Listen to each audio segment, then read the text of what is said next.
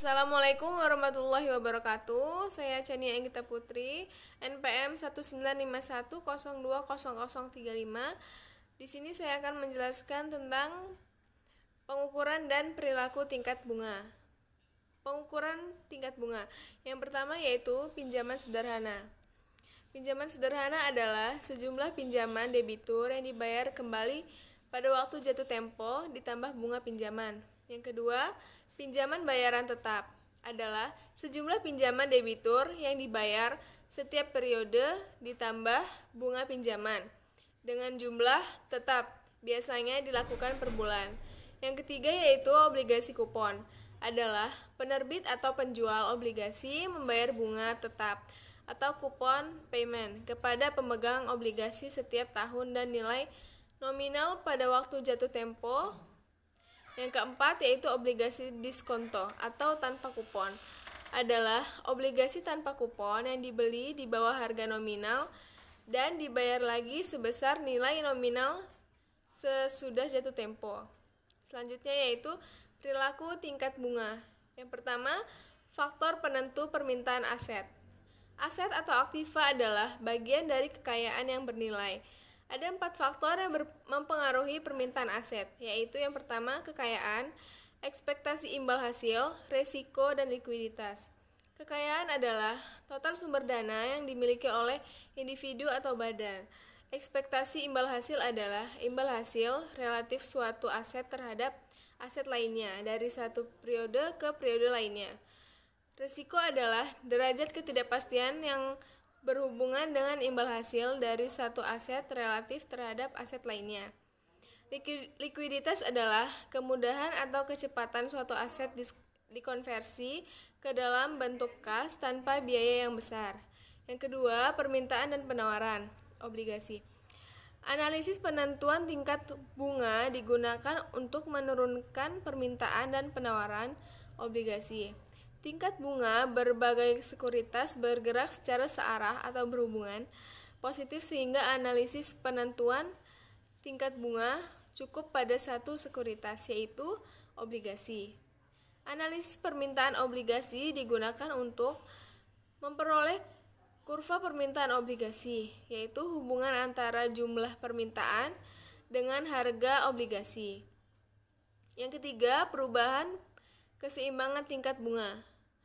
Perubahan keseimbangan tingkat bunga terjadi akibat perubahan permintaan dan penawaran obligasi.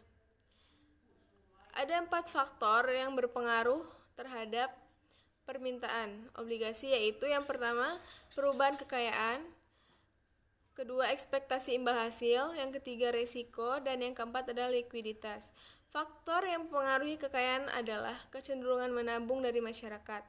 Peningkatan kecenderungan menabung dari masyarakat mengakibatkan kekayaan semakin tinggi dan akhirnya meningkatkan harga obligasi dan menurunkan tingkat bunga obligasi. Yang keempat, preferensi likuiditas, penawaran dan permintaan uang.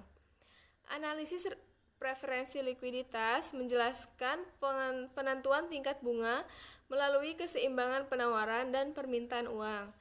Analisis preferensi likuiditas dari pasar uang dihubungkan dengan penawaran dana pinjaman pada pasar obligasi. Peningkatan pendapatan menyebabkan peningkatan permintaan uang dan kemudian meningkatkan tingkat bunga. Kenaikan tingkat harga akan menurunkan biaya beli real barang atau jasa. Untuk mempertahankan nilai uang real yang dipegang masyarakat, akan meminta uang nominal lebih banyak sehingga peningkatan harga akan meningkatkan permintaan uang dan tingkat bunga. Sekian yang dapat saya sampaikan, selanjutnya akan disampaikan oleh pemateri selanjutnya. Assalamualaikum warahmatullahi wabarakatuh. Nama saya Restianingrum Suada, NPM 1951020419. Di sini saya akan melanjutkan dari pemateri pertama tentang pasar finansial, yang B, risiko dan term struktur tingkat bunga.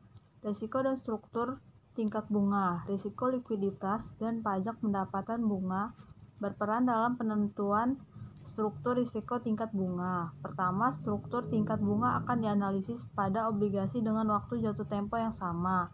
mempunyai tingkat bunga yang berbeda. Hubungan antara tingkat bunga obligasi dengan waktu tempo yang sama disebut struktur resiko tingkat bunga. Yang kedua, struktur tingkat bunga pada obligasi dengan waktu jatuh tempo yang berbeda dengan mempunyai tingkat bunga-bunga yang berbeda. Hubungan antara tingkat bunga obligasi dengan waktu jatuh tempo yang berbeda disebut struktur tingkat bunga. Yang pertama ada struktur resiko tingkat bunga. Tingkat bunga berbeda pada kategori obligasi yang berbeda dari satu periode ke periode berikutnya. Dan perbedaan tingkat bunga berfluktuasi dari satu periode ke periode berikutnya.